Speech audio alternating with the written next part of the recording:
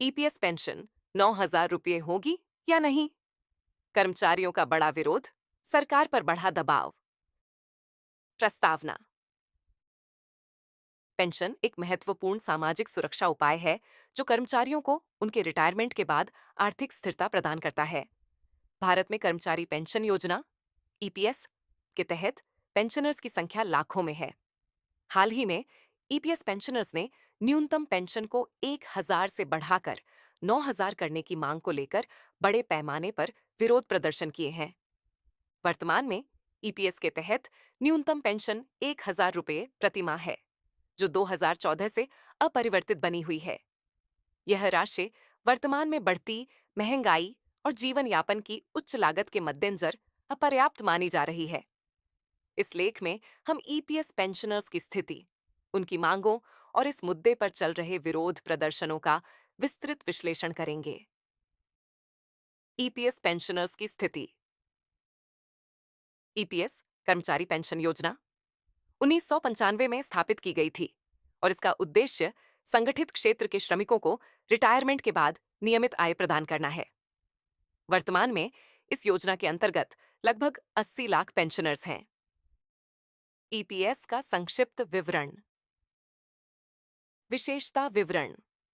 योजना का नाम कर्मचारी पेंशन योजना ईपीएस। प्रारंभ वर्ष 1995। वर्तमान न्यूनतम पेंशन 1,000 रुपये प्रति माह। प्रस्तावित न्यूनतम पेंशन 9,000 रुपये प्रति माह। प्रभावित पेंशनर्स की संख्या 80 लाख से अधिक। प्रबंधन निकाय कर्मचारी भविष्य निधि संगठन ईपीएफओ। ईपीएस पेंशनर्स की प्रमुख मांगें। ईपीएस पेंशनर्स ने अपनी आर्थिक समस्याओं को हल करने के लिए निम्नलिखित प्रमुख मांगें उठाई हैं। न्यूनतम पेंशन में वृद्धि 1,000 से बढ़ाकर 9,000 प्रति माह। स्वास्थ्य सेवा सहायता, मुफ्त सरकारी चिकित्सा सेवाएं। खाद्य सुरक्षा अधिनियम में समावेश, आवश्यक खाद्य आपूर्ति सुनिश्चित करने के लिए। महंगाई भत्ता, जो महंगाई दर के अनुसार हो।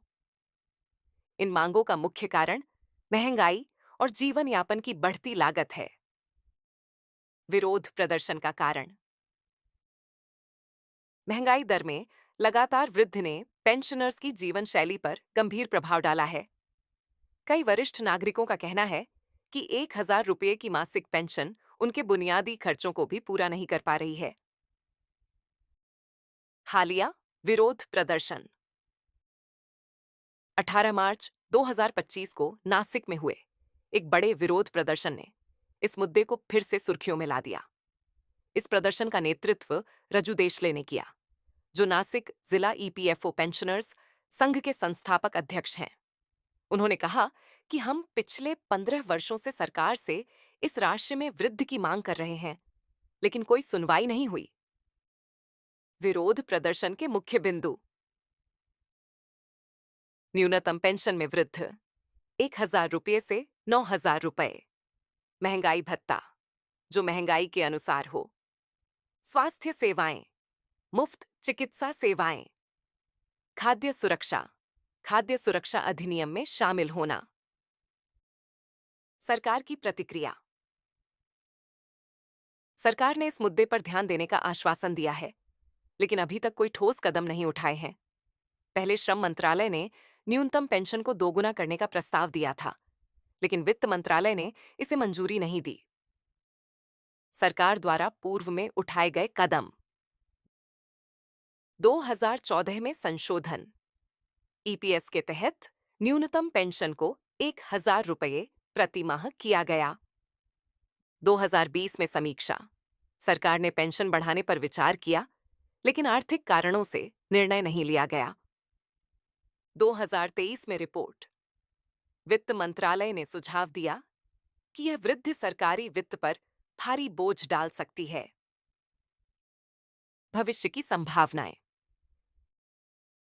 यदि सरकार इन मांगों पर विचार करती है, तो इससे लाखों वरिष्ठ नागरिकों की जिंदगी बेहतर हो सकती है। सरकार के पास निम्नलिखित विकल्प उपलब्ध हैं। न्यूनतम पेंशन वृद्धि को चरणबद्ध तरीके से लागू करना, महंगाई के आधार पर पेंशन की वार्षिक समीक्षा, स्वास्थ्य और खाद्य सुरक्षा योजनाओं में ईपीएस पेंशनर्स को शामिल करना, ईपीएस निधि में सुधार के लिए सरकारी योगदान बढ़ाना। निष्कर्ष, ईपीएस पेंशनर्स की स्थिति और उनकी मांगों को समझना आवश्यक है ताकि हम उनके संघर्ष को सही तरीके से पहचान सकें। 9,000 रुपये की न्यूनतम पेंशन की मांग न केवल एक संख्या है, बल्कि यह उन लोगों के लिए सम्मान और गरिमा का प्रतीक है जिन्होंने अपने जीवन के कई साल काम करके बिताए हैं। अस्वीकरण, यह लेख केवल जानकारी प्रदान करने के उद्देश्य से लिखा गया है। वर्तमान में न्यूनतम पेंशन को 9,000 रुपये करने का कोई आधिकारिक निर्णय नहीं लिया गया है। ये केवल एक मांग और आंदोलन का हिस्सा है जो समय के साथ विकसित हो रहा है।